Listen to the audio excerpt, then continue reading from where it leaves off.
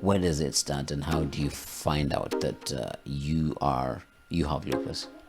So they say lupus is an autoimmune disease. They say because it still doesn't make sense to me how the body can fight itself. Yeah. Because what again they say is the immunity is too strong. So the body fights itself. I told that to someone and they were like, si basi uende upate HIV, because now HIV is on the other end of the spectrum. So the doctor is like, even before we do your tests, we think you have something called systemic lupus erythematosus. And I'm like, my hey, goodness. magai, hii sasa ni gani tena? Hata mwingine ananipigia simu, anaanza tu kuomba, Father, in the name of Jesus. We rebuke that We devil. rebuke the demons. Honestly, just that thought of one day I'll beat this and one day I'll help other people, because I think that's really something that drives me a lot.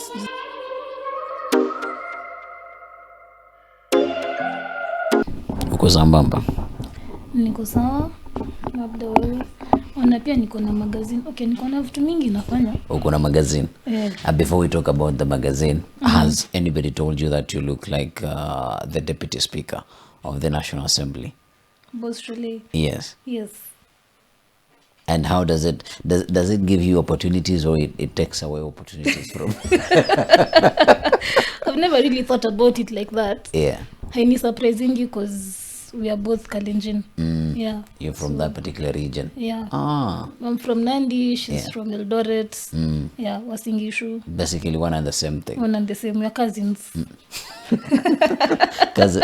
Distant cousins. Distant cousin. Then would it be like a gateway into asking you or having political conversations? Do they come natural to you because of the affiliations from that particular region? Because we've seen many a times when a head of state is from a particular region, then when somebody hears, you're from Central Kenya, then you're like, your son is taking us the wrong direction. Do you and then to make matters worse, you look like somebody within government. Government, so you could be taken to be a close relative or sibling. Get opportunities. Yeah. Well, honestly, I thought it would be easier to get those opportunities, seeing now that our president is from that region. Yeah. From the backyard, but it does not become any easier. It doesn't become any easier. You still have to work hard. You still have to put in your own effort. Yeah. Maybe some people have gotten the advantages, but then again, I think we forget politics is a game of elites. Yeah, it's about them and their resources and who's taking care of it. It's not about you come from my home area. Yeah. I am sort of pushed to go a little bit deeper based of what you've just said there. And this is work that you also do extensively, which you're going to be talking about later on. It is a case in the courts. We are not at liberty to talk about it entirely, but the scandal that happened in Eldoret with the former governor, who is currently senator, taking an airlift program, taking students, Maju Kusoma. What would be your overall take about that? And also a person who belongs to a community preying on his own. Yeah. I mean, I'm not surprised. I would relate that also to the fact that not all athletes get opportunities. Like some of them are selected and handpicked based on who will pay more. Yeah. Yeah, I mean, it's something I heard recently and I was surprised. I didn't know it happens. I thought it was only because of talent. No. I mean, everything's squeezy. It's a game of money. Yeah. Because so many athletes, when you wake up in the morning at home and you see so many of them practicing running from 4 a.m. and you would think that these people will get opportunities out of their talent. But it's about, can you pay an agent more money? Like, it's everywhere. So it's also cartel that sort of get kept. There's a cartel. Wow. Yet I thought that was one of the easiest way to run to riches. Yeah. Welcome to Kenya. A land of many surprises. I was reading an article today. I know one person will be free rated. Probably we'll talk about it in one of the shows that we do. And this gentleman from Zimbabwe was saying that free visas is not entirely free. Where you told that this is like this, but then when you do the actual thing, it is the other way. And talking about opportunities, you shared and you said that you'll be vulnerable, and this is in line with you said that you lost your job or you were laid off because of probably the hard economic times. Yeah. Take us through that journey and where does that leave you currently? Okay. So I used to work for an organization in Westlands. They deal with child policies. Yeah. Yeah, so for me, I was actually excited. I'm getting something I've studied for because I'm a public policy and administration graduate. Yeah. So we started working, and even this boss used to tell me, I like the quality of your work. I want you to lead the organization when we are branching out to other countries. Yeah. Because he has this vision of moving into like Malawi, Uganda, and all these places. So me, I'm like, hapa ndo ninaomoka, you know. Ishajipa. Ishajipa. Yeah. So I dedicated myself. I was like, if there's nothing I don't know here, I'm going to learn. I'm going to research about child policies, yada, yada. So in November, we had an event in Ngong Road, and he was like, I don't want you to leave the organization. I want you to stay with us, despite the fact that we're still looking for funding. Me, I'm like, okay, I can consider because I'm already in anyway. Yeah. So December, before Christmas, I received an email. As you know, we don't have funding, we have to let you go because we can't take up the staff costs. And I feel like, now the world has crashed, you know, because nimesha hama home, I'm paying my own bills. Yeah. But then again, I was like, okay, I had also thought about, I have these skills and talents that I have that I'm not using because I'm working and work is taking so much of my time. I can't have clients. Yeah. I was like, I'll dangangana. Yeah, I have to. Yeah. Before now we go deep into kungangana, you talked about living home. Paint a picture for us. Culture queen back in Nandi. How does it look like and how do you go through your childhood? I went to school in Nandi Hills Academy. Yeah, huko sasa ni Nandi proper. Where the sun scorches like it has nothing on you. Bas. And also the cold bites like it has nothing on you. Yeah. Then I went to high school. I came to Nairobi for high school and also KU. Kenyatta University. Kenyatta University. What are some of the things that you say that you saw in your childhood that have stuck with you to that and have sort of made you the woman you are currently?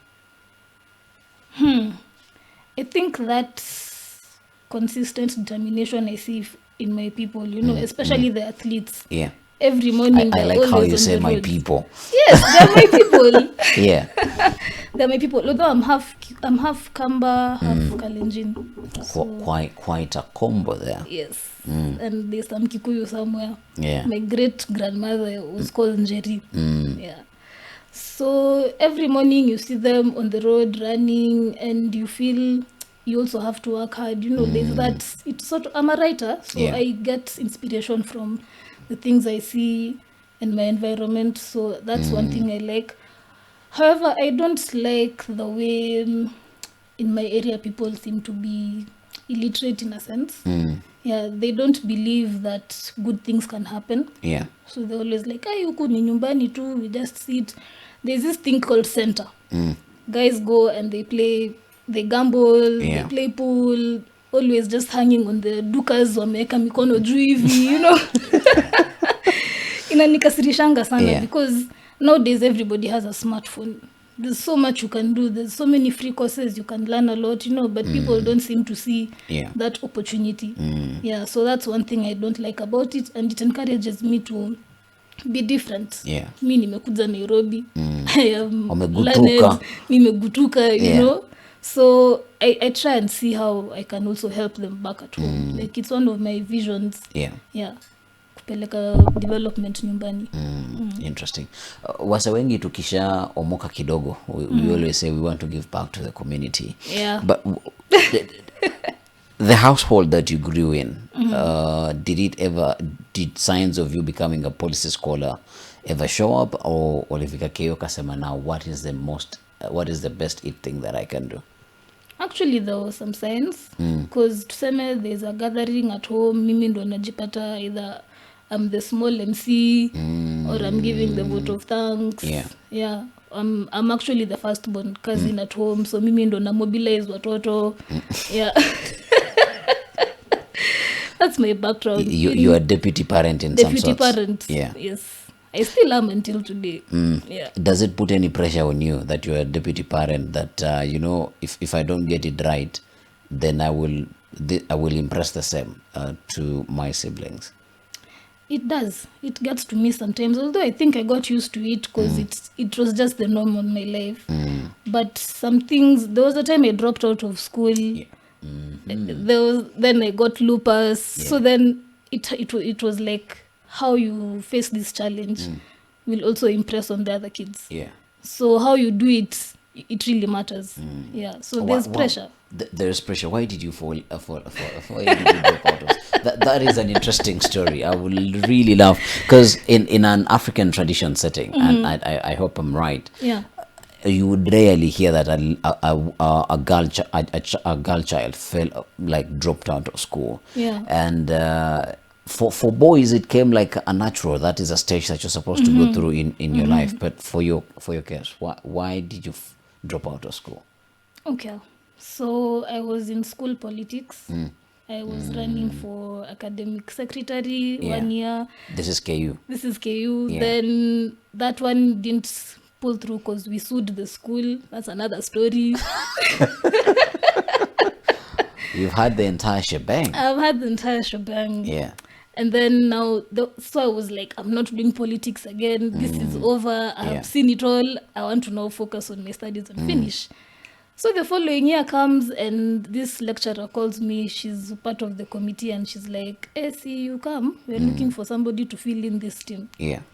So I'm thinking and I'm like, if a lecturer thinks I should join and why they not? support, why not? I thought it would be an easy... Tech. Yeah. So I joined the team and then now tunaenda After meeting. you telling yourself not to go into politics again. Yes. Okay. So we go for the meeting and I'm being told that, so we want to raise 800,000. Me, I'm like, 800,000 for what? You guys want to campaign on a billboard? They're like, no, now, okay, the new system was like, now you're elected as an entire team. Yeah. And you're elected through delegates. So now these delegates, an easy way was to bribe them.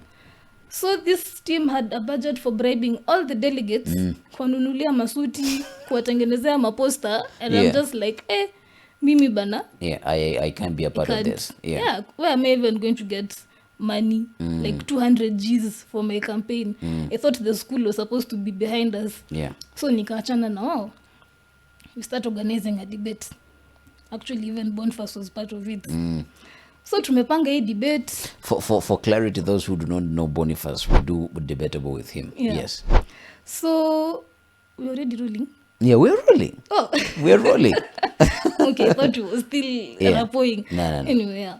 So KU may retweet the debate. Me, I'm like, yes, they support KU TV, KU Radio, Campus Radio.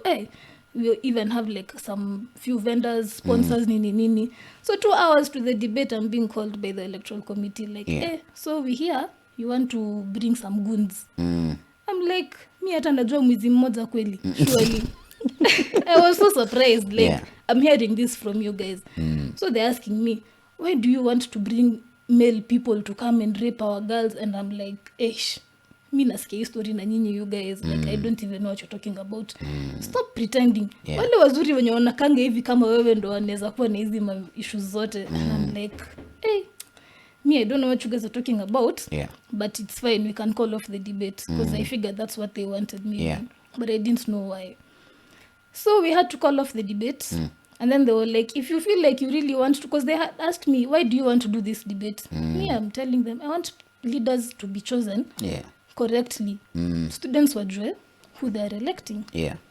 So they tell me, if you want to help the students so much and to help the committee, why don't you distribute these posters and tell people to come and vote? Nikaangalia hizo maposters zimeandikwa sijui kusa elections nini free and fair, nikatupa hapo mbele na nikaenda. And I was like, hey, mimi sasa hii maneno ya shule ni kama itabidi imekaa, because I'm a student of public policy. And I'm thinking, okay, kuna corruption mingi sana, why am I studying?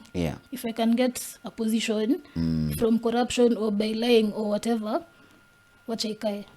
So I felt a sense of hopelessness because I had worked so hard for this debate. It would be like, I don't know, kuorganize event taken- ikuwe successful yeah. hivyo in KU kwa amphitheater umejaza people wakuje.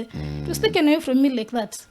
So when I go home, someone from KU radio So the calls me. debate never happened. It never happened. Yeah. We had to cancel it.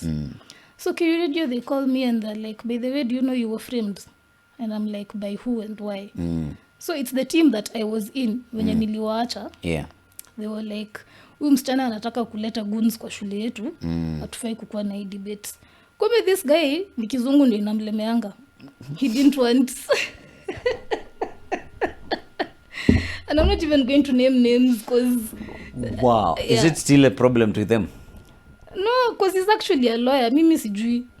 But he never used to have that capacity to articulate himself well So in how front of did they people. end up to be a lawyer? Who knows? Okay. This is Kenya. Yeah, probably the trades continue. Yeah.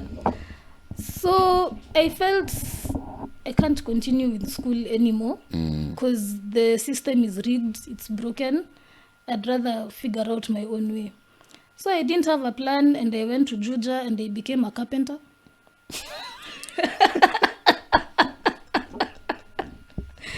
Well, not fundi wa mbao literally, but we used to use tires to make seats. Some very nice stools. But the market in Juja wasn't really the best because it's just students. So they would come, unaunda vitu mzuri mzuri, nini nini, but nobody would buy. Before carpentry, honestly. By the way, we did not even tell people who you are. Okay, yeah. Let's back it up a little bit. Tell us who you are, and then I ask my follow-up question about after you dropping out of uni. Okay. Yeah. So my name is Joy Cherop, Yeah. aka Culture Queen. Yeah. Yeah. Okay. Joy. You drop out of school. Sio unajilipia fees. Hapana. Do the parents ever find out that you dropped out? How do They found out. And they are from Nandi. Yeah. Basically, they're like, huyu mtoto anataka kuharibia pesa. Wewe ndo kimbilio. When you are the future. You are our hope. Yeah. So I never really told them, but they could see something was not right. Yeah. Plus also after joining politics, they were like, no, it's a dirty game. Why are you here? Nini nini. But me, I'm very hard-headed. Like it's either my way or the highway. So Wow. It's either your way or the highway. yeah. Yeah. So when I dropped out of school, actually nilichukua hiyo school fees. Nikaenda nikatafuta a friend of mine who aliniletea stamp ya Equity Bank. Yeah. Stamp ya Equity Bank. So you know they're made in town. All right. I like where this is going. Akanitengenezea stamp, nikampatia 500. I think hata alinigonga. Yeah, ningeenda nikajifanyia hiyo shughuli yote. Ni venye mimi sikuwa najua. I went to the bank and nikachukua hiyo karatasi ya KU nini nikajistampia hapo hivyo and I sent the receipt home. Yeah. Na pesa ukaweka kwa mfuko. Pesa nikaenda nikalipa rent ya biashara, nikanunua materials na tukaanza. I was with a friend of mine. Yeah. So how did that go? It didn't go so well. Definitely. Pesa ya wazazi huwezi kula tu hivyo Huwezi iende tu kula hivyo na vizuri. iende vizuri. It didn't go well. Actually, we did not pay rent for like about 4 months. Even this guy was lenient with us. Yeah. Because he would tell him, ngojea tu kidogo, tuko na exhibition tunaenda, tutakuletea pesa, nini. So now, okay, eventually kabisa, we got a gig to go do some paintings for a mural. Yeah. I'm also an artist. And we were paid each 100,000. So nikakuja tukasort. Which year is this? This is before COVID. Yeah. Right before COVID, 2019. Yeah, so we went, we did some work in Kikuyu, we got paid really well. Tukakam tukasettle hizo madeni. And then now we are back to square zero because sasa umenunua simu, umenunua laptop, umehama hata tena. Yeah. So that's hiyo ilisha hivyo. Because even now this guy apparently had a land issue, so he had to close the place. Yeah. So things just worked out.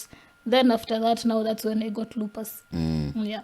Before we talk about the Lupus journey, did you ever go back to school and how? Yes. I went back to school. How did you find your way? Did somebody come pray for you? So now when I got the Lupus, it was actually quite bad. There was a sulfur reaction involved and like my skin ika peel and everything. Yeah. So I used to sit down and look at myself and I'm like, hey, okay. Had I stayed in school, probably this would never have happened. Yeah, so there was a lot of introspection that happened, and then I'm trying to think now, nikitoka hapa hivi, once I'm well, what will I do with my life? Yeah. Ndo sasa nikakumbuka, nilikuanga na degree mahali that I need to finish and get it. Yeah, so that I ended up going back to school, but I really thought about it because I thought maybe I can make it as an entrepreneur, but that wasn't going so well. Yeah, I didn't have enough strength to start carrying tires because I think I'll send you the photos of the tires. Uziweke mahali hapa hivi chini. Definitely. Yeah. Definitely. I just had to really think about my life. Ile proper. Yeah. And then also when I was doing this business, I used to smoke a lot of weed. So wow. So it was really me saying, enyewe nimejipoteza and I have to bring myself, and school looked like the only way to come back to like normality and everything. As somebody who dropped out of school myself at a particular time, the hardest is convincing the parent that you have changed your ways and you're ready to listen and everything. How was your journey? How did you convince? Because definitely you did not have the money to take yourself back to school. I think for them actually it was like a blessing. Hey, umeamua kurudi shule, we take you back before you change your mind. Again, before we catch you on the highway. Before we catch you on the highway again. Kabla udecide, But it was like, no, unaenda shule, sindio? And in fact, I used to be dropped and picked every day. Yeah. Because my classes were just like 2 hours. So napelekwa, naongojewa, narudishwa nyumbani. Just for them to make sure mtoto anasoma. Ako shule. Ako shule. Yeah. And you never felt the urge of going back into politics? Okay, I was just recovering. Okay, lupus is a chronic illness. Yeah. So even that energy of going back to politics, na nilikuwa nibakisha like how many semesters too? Yeah. So there was really no that time. I didn't even join any club because I was quite active. In several clubs. I was like a vice president in ISEC, president of STBC. Is it STBC or CTBC? Yes. Yeah. With Boniface again. Yeah. I was quite an active. Even in our department, we had a club for public policy students. I was still one of the leaders there. But this finally, hata watu hawako wananijua. Just go to school, nasoma, narudi. Go home. Na nikamaliza vizuri tena sana. This wild nature, allow me call it wild. Is it from dad or from mom? Definitely not mom. Dad, maybe. Yeah. But you're not pretty certain, and if you're not certain that it entirely comes from your dad, then where does it come from, and how do you keep it alive? Because even by the sound of your voice and how you're sharing all these stories, this is a part of you that is not just dead just as yet. Yeah, I think just knowing that there's the possibility somebody can actually make some serious change and some serious impact. Wanting to just do big things and helping people. I think that's where it comes from. Yeah. I've always been like that as a kid. I've always thought I can do the impossible. Like if you tell me you cannot climb Mount Kenya, I'm like, you wait, I'll show you. Yeah, and I'll want to do it, and just to prove, even if I will hurt myself on the way, even if I'll have to prove a point. Yeah, it's even why I believe until today that I can cure myself of an incurable disease. Yeah. I know I'm headed there somehow. I mean, I'm not doing so badly off. I don't want to say if you compare me to other people because that sounds bad, but I really try. Like if it's a diet I have to stick through with it, I'll try my best. Yeah, if I have to wake up and do my morning runs, I'll do that. Yeah. So lupus, where does it start, and how do you find out that you have lupus? So I think probably also you could start by sort of educating the audience a little bit. What is lupus? What are some of the symptoms and all of that? Yeah. So they say lupus is an autoimmune disease.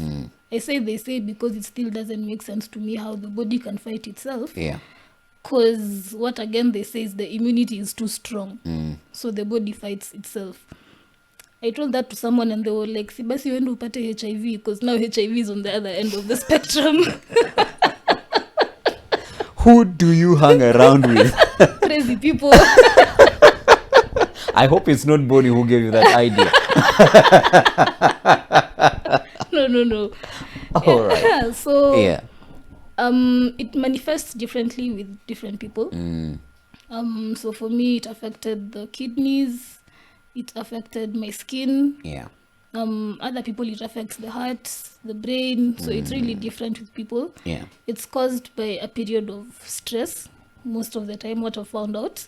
So you can find that it also affects women more than men. Yeah. I don't know why. So I've talked to people with lupus, and you'll find either a marriage wasn't working, a stressful relationship. For me, it was dropping out of school, then getting into a business that doesn't really bring in a lot of money. And Yeah. I'm not speaking to my parents because now I've dropped out of school. So there was a lot They of... do not have any business talking to you. Yeah, we unatuambia nini na umeacha shule. Yeah, African parents. So that stress is what I believe brought it. Yeah. Yeah. So one time we were painting, I was drawing some windmills on a wall, and then I feel a lot of pain like kwa ma joints, and I'm like, you see how you have a headache alafu unasema tu itaenda. Yeah. So that's what I thought would happen. It didn't go. So nikaanza kupata also some rashes also. I was swelling my face, it was puffy. And my brother comes to visit me and he's like, we hata ukai ni kama uko sawa, kesho tunaenda hospitali. So we go to the hospital. We went to Aga Khan. So mi nafikiria I'll be given meds, I go home, I sleep for 2 days and then I'll be okay. Yeah. And kufika naambiwa. So they even start looking at me when, hebu tuone mkono wako, and I'm like, hii ni tattoo umeweka. Kwanza umechelewa. Like your symptoms have become worse. Yeah. And I'm like, what symptoms are you talking about? So the doctor is like, even before we do your tests, we think you have something called systemic lupus erythematosus. And I'm like, my goodness. Hii sasa ni gani tena? Hii ni jina hii. Yeah. I'm like, daktari, ebu repeat again. I write down. No, don't worry, we'll give you all the papers and everything, but you have to confirm first. So in my head, I tell myself immediately, whatever this is, I'm going to beat it. Because I think I had been through so many negative experiences. Yeah. And now this, I was like, I have to fight. Come rain or sunshine, I have to beat it. And then I had also previously met somebody who alijimalizia issues zake za allergies na nini. So I felt I have the motivation and the determination to do it. Yeah. So they do the tests and they come back positive. They found antibodies in my blood and I don't know what. Hizo mavitu za medical tu zote. I was admitted. And now this is like a new chapter now. Like, You have unexpected. to be on meds. Yeah. I have to be on meds. I don't know what this SLE is because now that's what we call it for short. I was admitted for like 4 days and then it's Aga Khan. So bill inapanda haraka. My folks were like, sasa uendo umalizie madawa nyumbani. Even me, I'm like, sawa basi. But I wasn't getting better because I was given sulfur meds. And the sulfur ikaanza kunichoma. My skin ika break. It was bloody. I would send my friends the photos and they're like, wa? Na unajiangalia bado like, how are you coping? Hata mwingine ananipigia simu anaanza tu kuomba. Father, in the name of Jesus. We rebuke that devil. We rebuke the demons. But even the doctors, sir, now I went home, then again I had to go back. Because hata sisi tunashangaa tu, blisters everywhere, nini, siezi kula, I'm just in bed, I can't even sleep well. So we go and the doctors are like, huyu mtoto wenu msimpompeleka ICU, anaweza kufa. ICU. Yeah, it had to be there.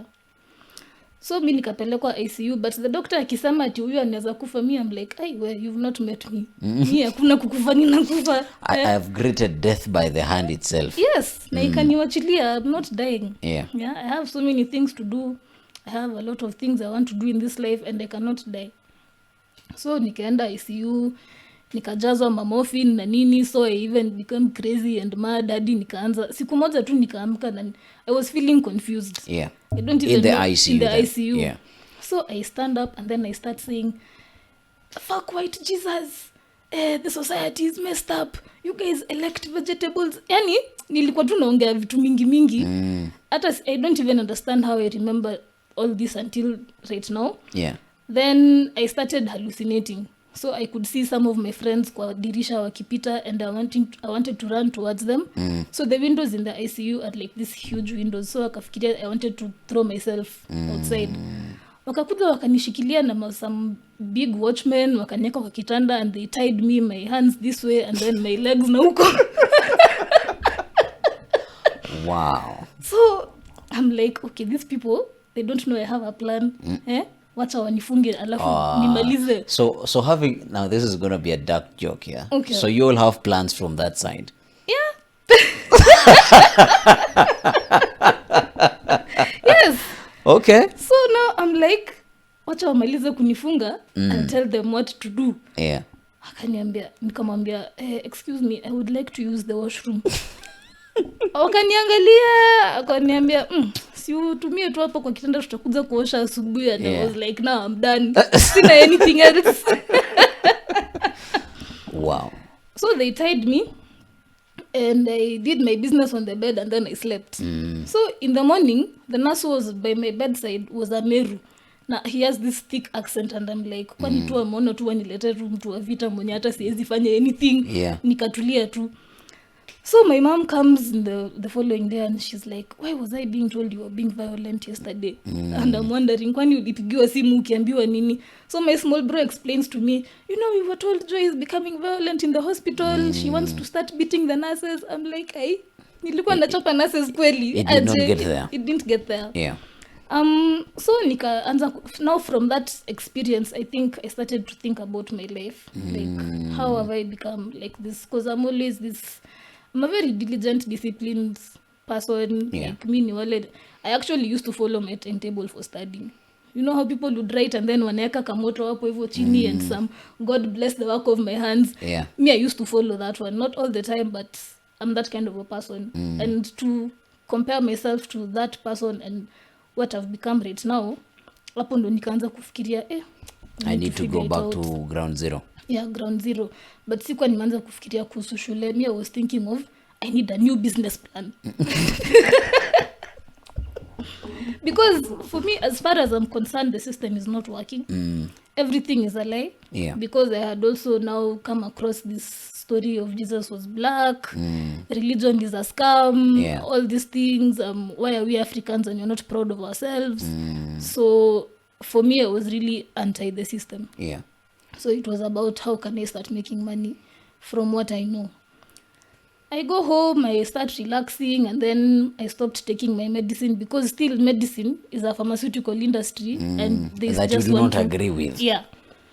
So nikaacha kuchukua madawa, but then now with lupus you actually like really have to just do the meds. Yeah. So when I stopped taking the meds, nikaanza kudeteriorate again, and then kurudi hosi, I was told I need to take the meds. So I used to be forced. Nashikwe. Unaona venye mtu anashikiliwa anakunyishwa uji. That was what used to happen. Yeah. And then nikaanza kuchizi again. Like now this medicine ikanipatia psychiatric effects. So one time nakumbuka tukitoka Nairobi now from the hospital, I used to, that time I think Ruto was still campaigning. So mi nilikuwa nafikiria in my head, hallucinations too bado. Ruto wants to meet me in Nakuru and we need to give a public address. Yeah. So me, I'm disturbing my parents in the car.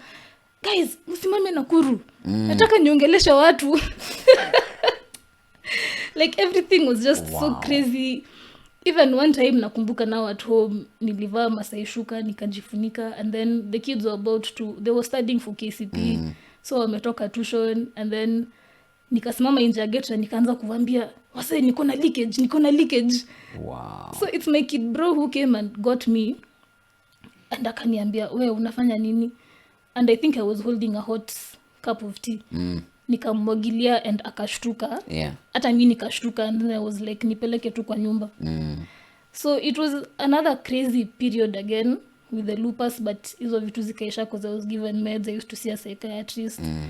And then I think even my friends really don't know much about this. Just maybe my best friend. Siku moja alinipigia simu and I told her, kuna watu chini ya kitanda.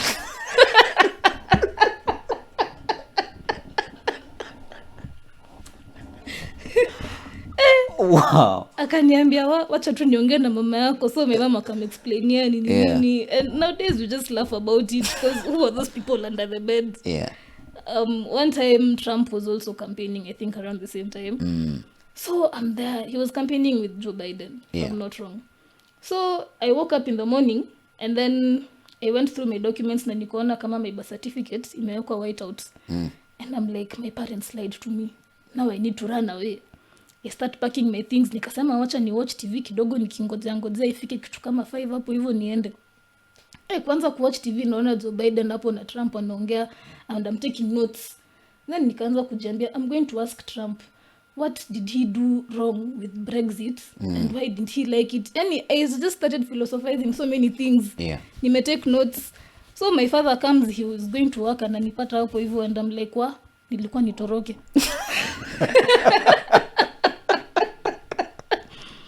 So I tell him, hey dad, me I want to run away, you guys lied to me. Hey, kusikia I want to run away, that day walichukua vifungu zote. My mother used to sleep next to the keys, ziko hapa na yeye amelala ziko chini ya pillow, just so that I don't do anything crazy.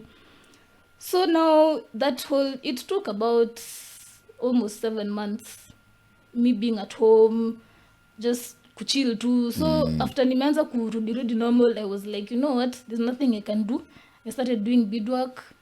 Naenda nakaa nje naangalia clouds venye zinaenda, because now really there's nothing else. It was COVID time. Yeah. Nothing is happening. So hata nasemanga the world also waited for me, because I took that entire period when there was a, what is it called? People never used to leave their counties. Yeah. Lockdowns. Lockdown, yeah. So that lockdown was for me to just recover. So after kwanza recover, guests would come and see me na nauzia beadwork na nini. So I still had that entrepreneurial spirit. Yeah.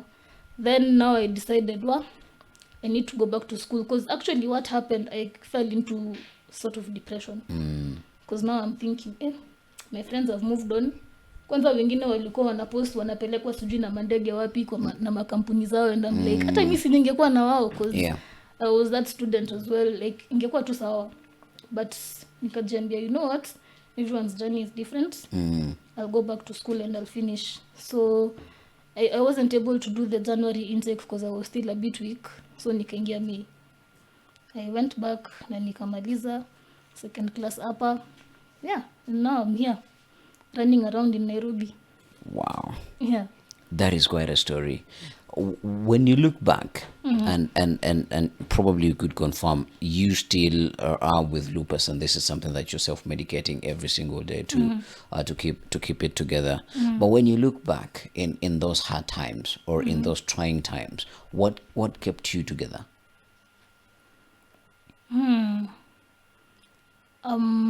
Honestly, just that thought of one day I'll beat this, and one day I'll help other people, because I think that's really something that drives me a lot, just showing people that, because I believe I come from a very underdog community. And most people, I know Wanandi may make it out there, athletes and even some successful business people, but the larger majority of the community children I see at home need that hope.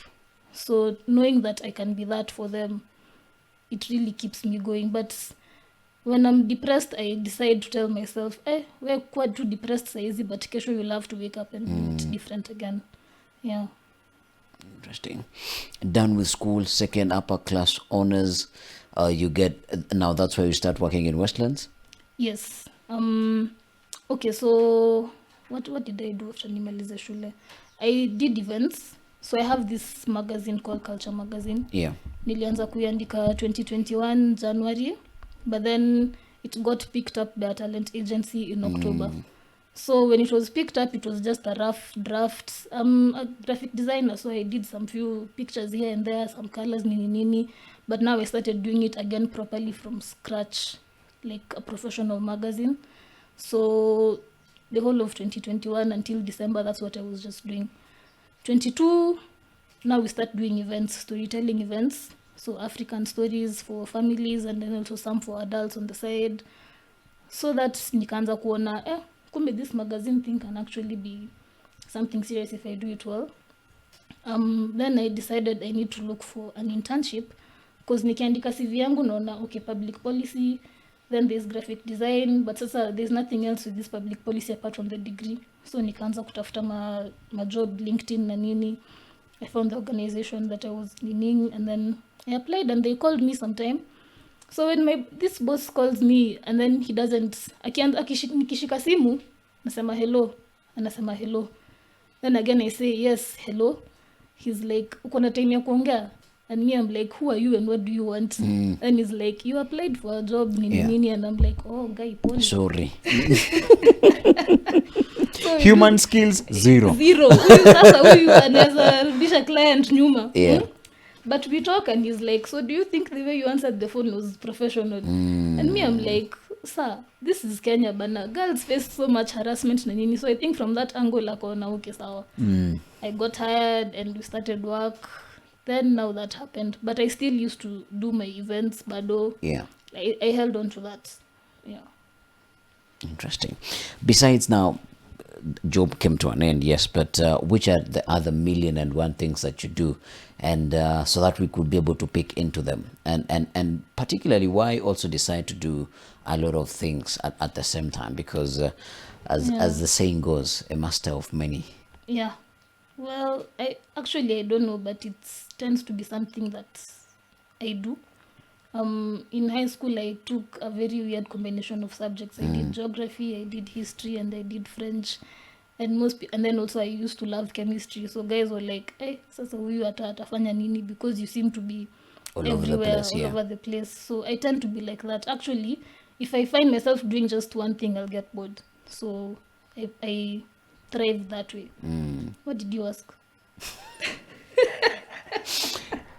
Partly you've answered the question. So I'll among the many things that I'm doing. Okay. So my magazine, it stands on 3 pillars. There's Black Excellence, there's technology, and repatriation.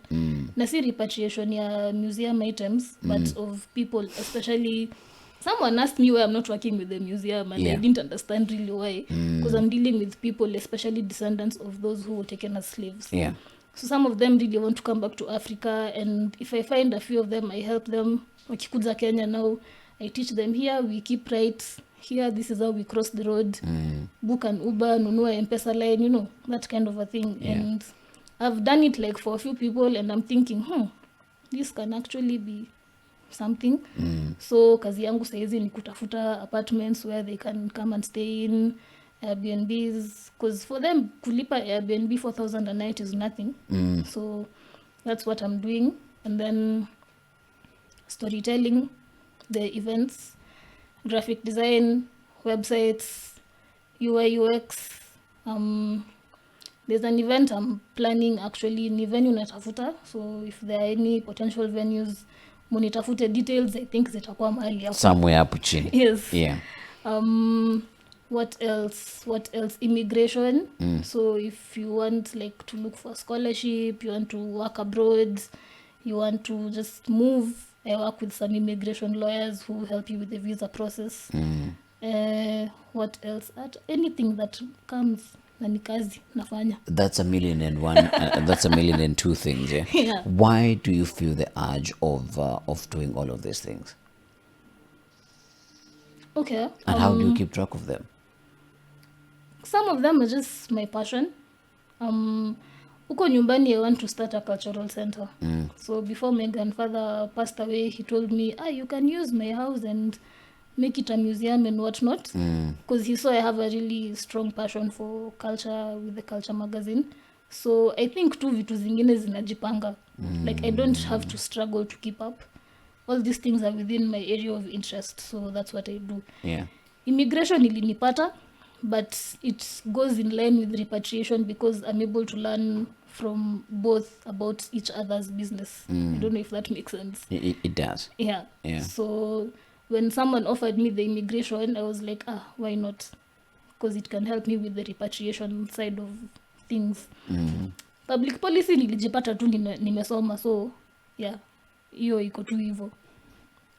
Also with Lupus, I have a thing called Lupus Girl Thriving. So I advise people, okay, not really advice, because I think because Lupus is different with everybody, it becomes now difficult to advise, but I just share my experience and the things that work for me. We do plan online seminars and events, sometimes also retreats. So sometimes we went to Camp Dunda, enjoyed the scenery and nini, planning one in Mombasa. So I just find myself doing all these things. Yeah. And I enjoy them. Yeah. Quite interesting. I hope I wish I had such a brain to be able to juggle all of this. And when you have a plate that is this full, then lessons that come your way, are tremendous, and so many. Which are some of the lessons that you've been able to learn through this entire journey? I think being yourself. Don't try and compare yourself with anyone. Your journey is different. Yeah. Accept the things that come. They are part of the experience of being human.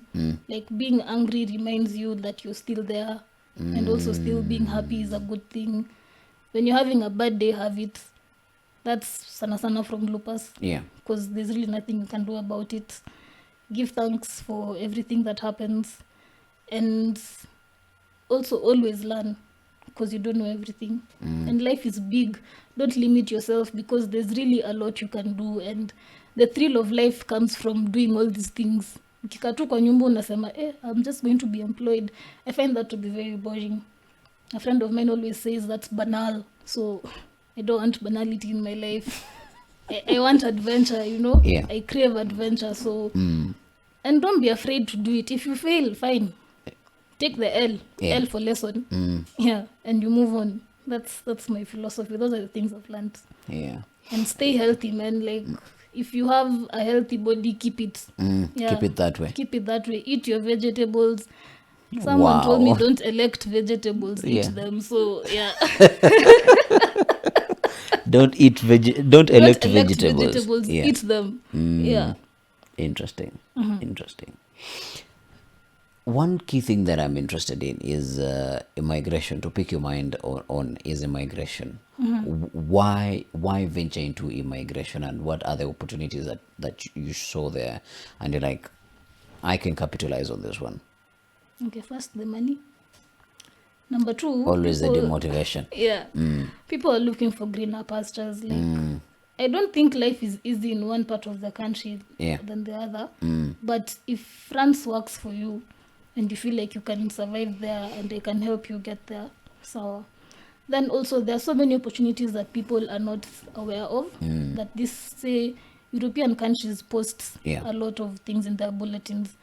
Utapata in a season they want berry pickers. It's very funny jobs, but they actually pay really well. Butchers sometimes are needed. They're harvesting I don't know what, and then mkachune maembe.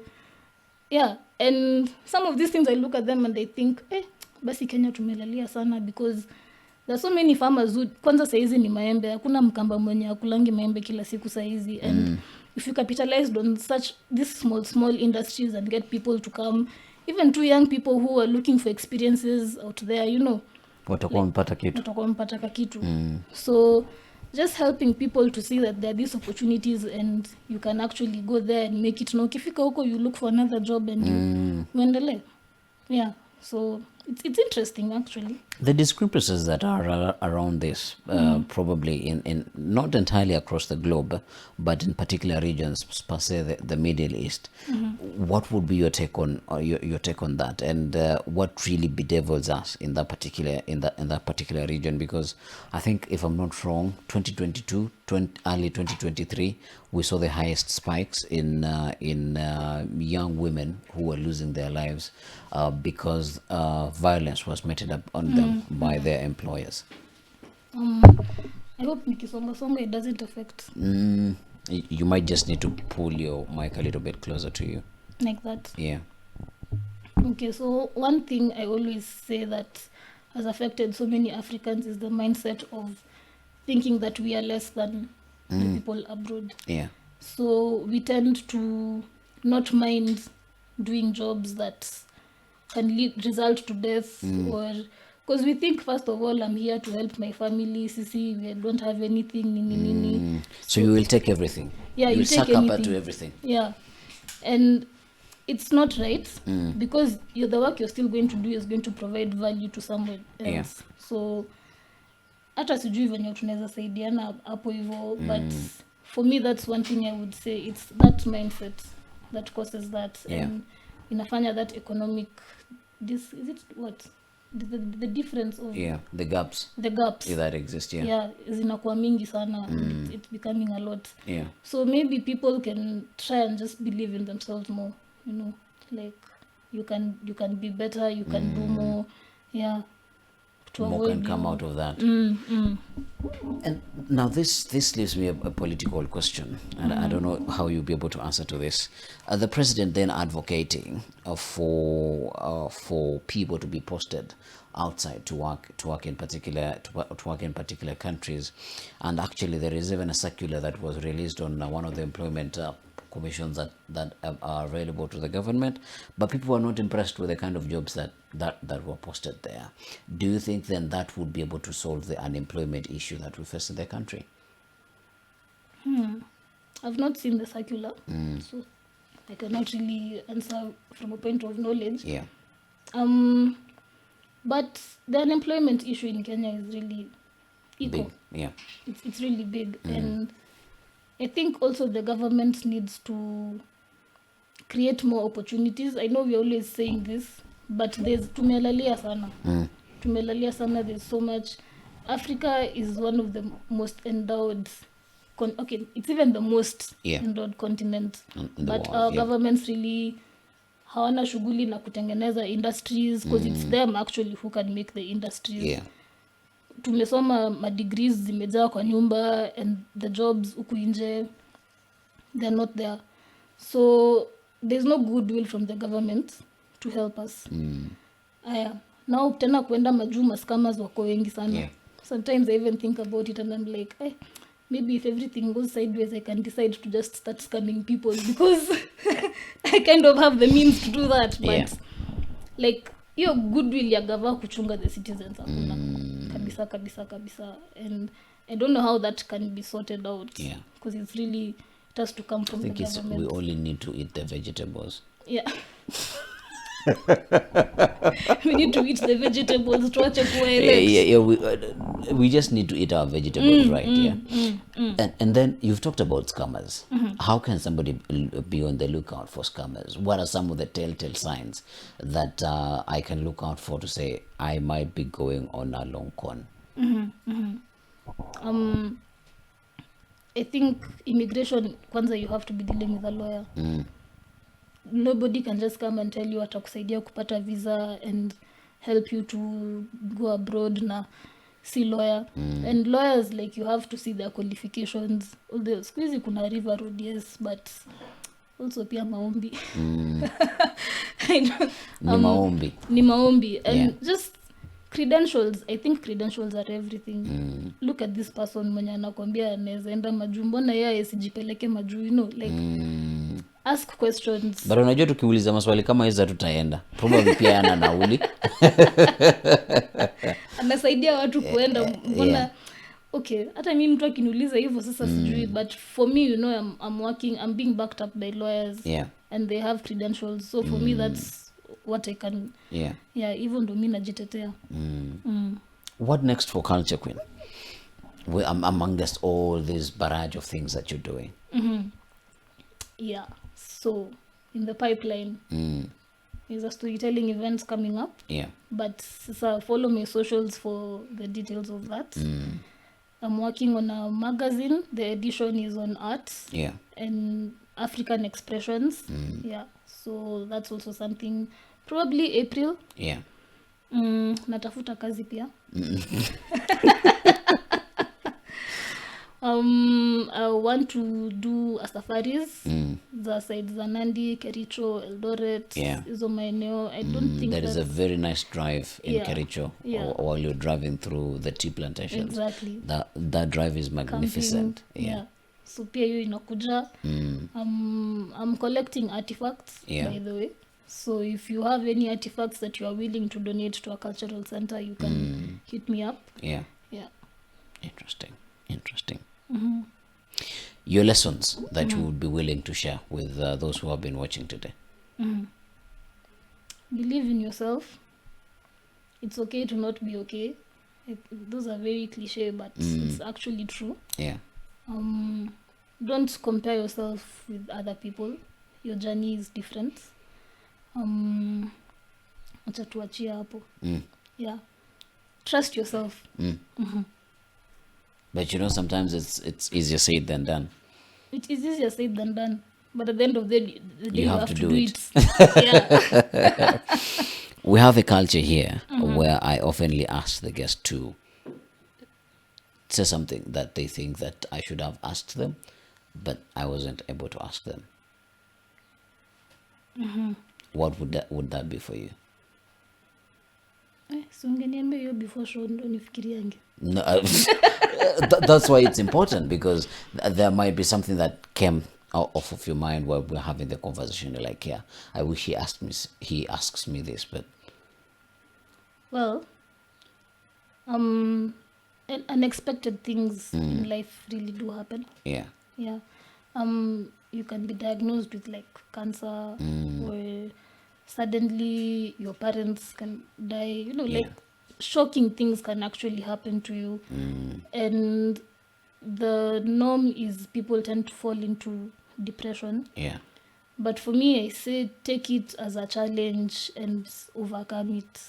Like you're stronger than what you think. And look at, hakuna positive hapo, but at the end of the day, you'll have to still continue with life. Kama hautajiua, you have to continue. yeah. Yeah. So take these things as challenges and move on and be strong. Yeah, that's what I can say. We also have a culture where a previous guest leaves a question for a current guest, so that also you will probably, this now you can think about right now, you'll have to leave a question for our next guest. If art fails, what will you do? But everything is an art. So you do it different. Yeah. Find another strategy and you still go back to it. Which is that strategy? Probably it's what she's asking. Well, avoid doing the same things and expecting different results. That's called insanity. Yeah, that's insanity. So just don't be insane. Yeah. What question would you leave for our next guest? Well,